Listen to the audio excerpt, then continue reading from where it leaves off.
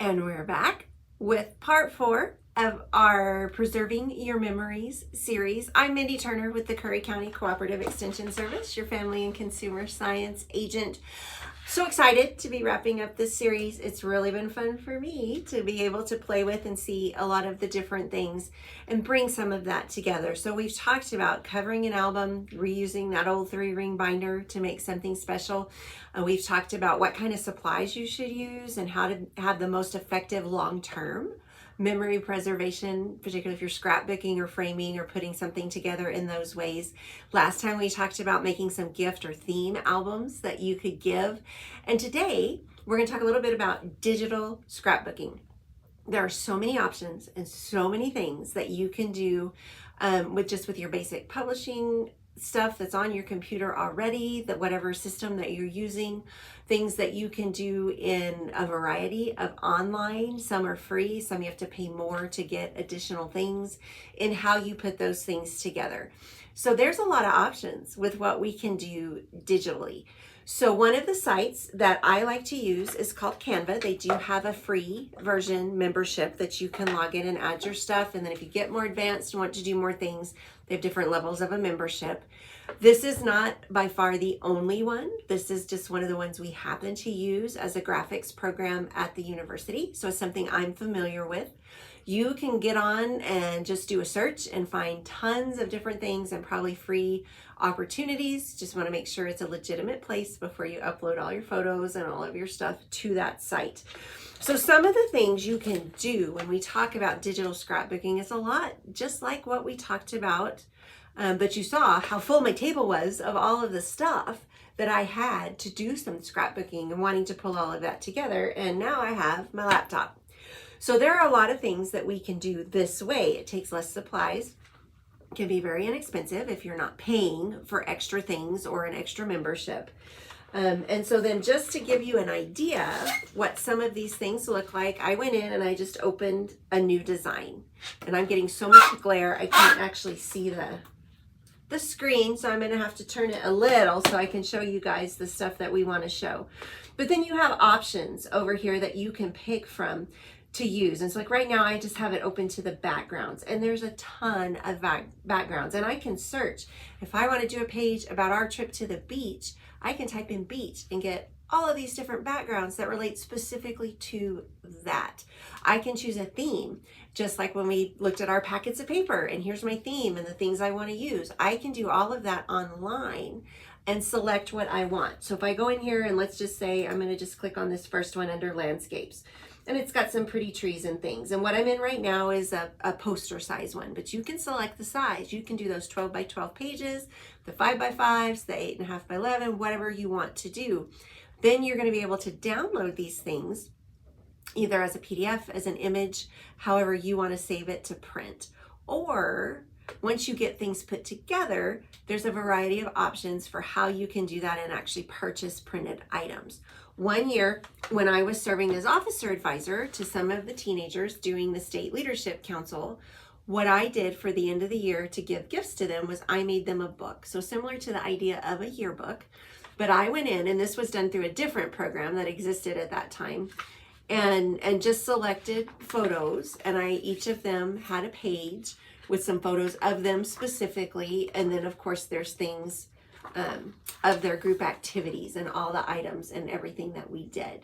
And I was able to go in and put the captions, put whatever information I wanted, and then have those photos there. And then this is something they can take. It's printed, it's an actual book, it's a hardcover. This was longer ago than I realized too when I started pulling things out. These guys, most of them have kids of their own now who are in 4-H or getting ready to be. So this is definitely something that can be kept for years and years to highlight those things. And I could make it, put it together, and then I could have 7 of them printed, 8 because I wanted to keep one, of course, to do. Whereas if I had been actually scrapbooking 8 different varieties, oh, it would have taken forever.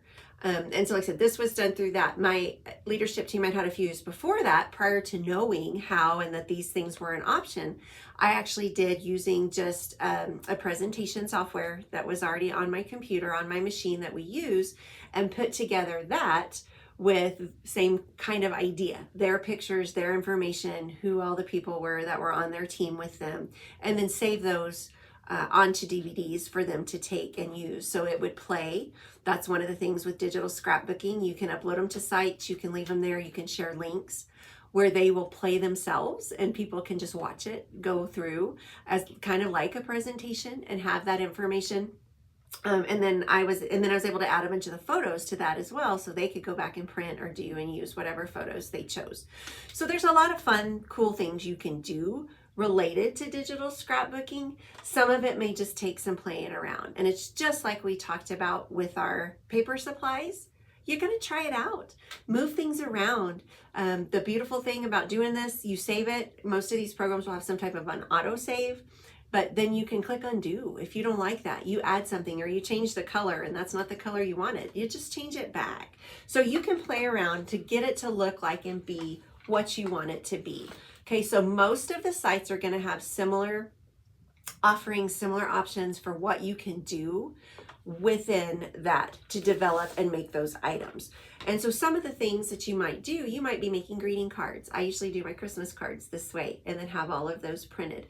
So there's a lot of different things that you can put into these systems to use to make a variety of items if you're talking about digital scrapbooking. So some of the things, again, that you can use here, just like we talked about adding our elements and we had ribbons and all of those different things, you're going to have the option here to select photos that you have uploaded. You put your items in, and then logos. If it's a photo, this is a photo of our staff at Christmas. Okay, I can pop that in there and make whatever I want to out of it. The nice thing about most of these features that I'm going to show you here in a minute, I can still cut things out with scissors. I think we get really caught up in the cutting and pasting, having to be on the computer, but we do a lot of that manually. We got the old school way going, and that's okay. But you can go in here and tell it to select certain parts of this picture, and you can cut out the background, you can remove people, you can remove, you can change the color, you can change the shape, whatever that is that you want to do with that photo, you can play with it right there on the screen and make it into that. Then you can select embellishments, you can select different types of colors, you can change the background out, like I said, whenever you want, do something different with that, and then just save it as whatever name you want it to be.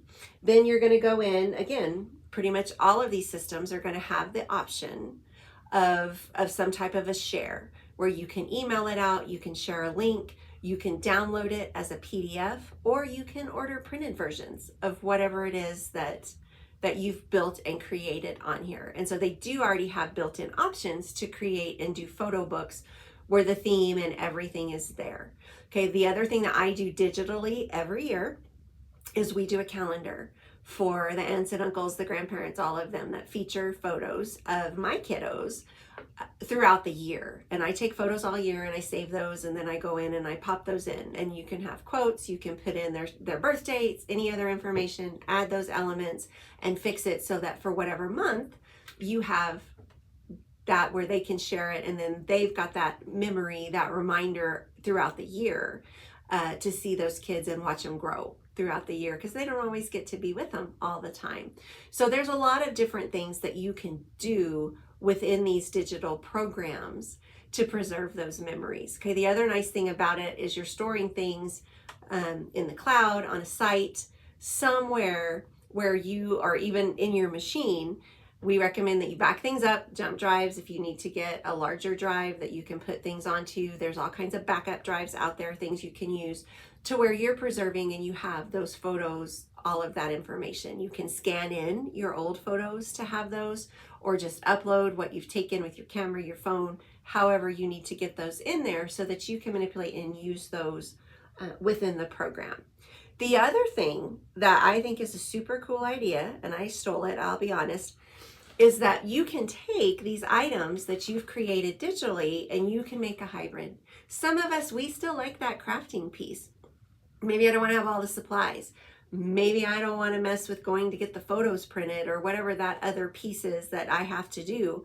But I still like the idea of personalizing it, of adding a little to it, of doing that little bit extra and getting my hands in the paper and doing some crafting.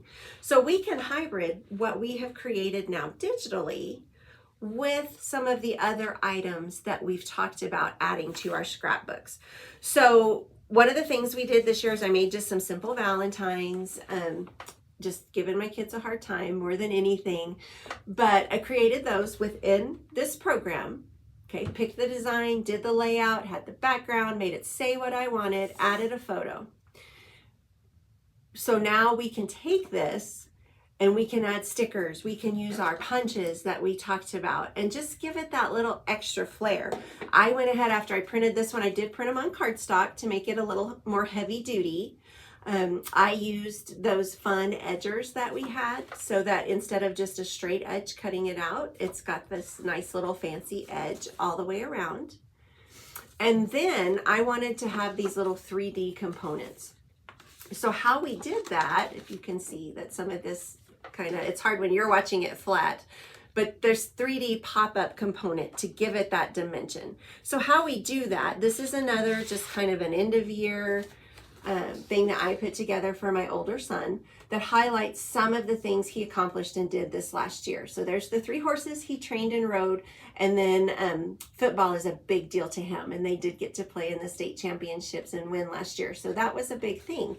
So kind of highlighting some of those for him is something that he can use as a keepsake. So what I've done is I printed 2 copies of that, just alike, same size, everything equal. So I have my original that I'm going to save to be my base, and then I'm going to take the second one and whatever parts and pieces, maybe it's that 4-H clover, maybe it's the FFA emblem that I want to kind of highlight or make into the 3-dimensional part. I'm going to cut that out. So here he is walking in front of his football crew, and I'm going to add that here so that now that kind of has some dimension and sticks out. So a great way to do that, this is just mounting tape. So it's the foam tape that you can put on there. You can buy it by the roll, you can buy it in pre-cut squares, you can buy it in little bitty tiny squares, whatever's going to work for your project. So it's a great thing to have. Again, you want to check that label, make sure it's acid free before you put it onto your items. And so this is kind of wide, so I'm going to cut it. It might fit on there. So I want to put this on the back of the piece I'm adding, and then I'm just going to peel that backing. Okay, it's kind of like double-sided tape, and I'm going to pop him on there. And so now we have that dimension on there. Or maybe I've decided, okay, you know, yep, that emblem is cute, but I have this great sticker of an FFA emblem that's a little larger that I want to add to this. And depending on if I put this on another pattern paper, another kind of background, and maybe I want some things to overlap over the edge, I can add my stickers. I can add buttons and ribbon and all of those cute little wood cutouts and the things that we had for embellishments on our other items. So making it into a hybrid, it's kind of that best of both worlds, okay? And I don't need as many supplies, but I can have some fun and do some cute and different things. So those are some great ideas, I feel like, for just building up and adding to what we do. So the key thing when we talk about doing things, particularly digitally, because we said, you know, it's kind of nice to have that handwriting and see the personality and things that come through that, is adding that journaling piece and doing some of that digital storytelling and sharing our story about who we are. And so we actually offer in 4-H, we have a digital storytelling project for the kids as well, because it's very important to preserve that piece of who you are. And again, just that mental piece of being able to journal, that's a huge thing when we talk about mental health. So telling that story and telling that story digitally and what you want that to look like. So figuring out, hey, what's my topic? What's my theme? What am I going to talk about? What is it that I want to share and preserve in that? And maybe you're going to kind of have a little script, because you can also digitally record your voice. So how great to have a recording of Grandma's voice telling that story that we can share for years to come. So those are the kind of things that when we offer this digital option, we can consider and put into that. And so just be sure, if you're really trying to tell a story as opposed to just, hit some highlights, that you got the beginning, you've got the middle, you've got the end, and that all comes together to tell a complete story. And then you want the photos that you're using, the graphics that you're inserting to go along with that and what you're trying to tell. So many options, so many fun things that we can do to preserve our memories, to pass those on, to pass them down, or even just to have for ourselves. Sometimes it's pretty nice for us to have that option of just looking back on what we did and how we've grown as people. I'm Mindy Turner with the Curry County Cooperative Extension Service. This has been Preserving Your Memories, and I hope you've enjoyed this series. If you'd like to follow up, if you don't currently receive our newsletter, you can request that. It comes out every other month. You can get it over email, or we will be glad to pop it in the mail to you. You can do that through our website, curryextension.nmsu.edu. Click on Family Health and Wellness and sign up for newsletter, or just call our office, 575-763-6505, and we will get you on the list. Thank you. I hope you have a fantastic spring.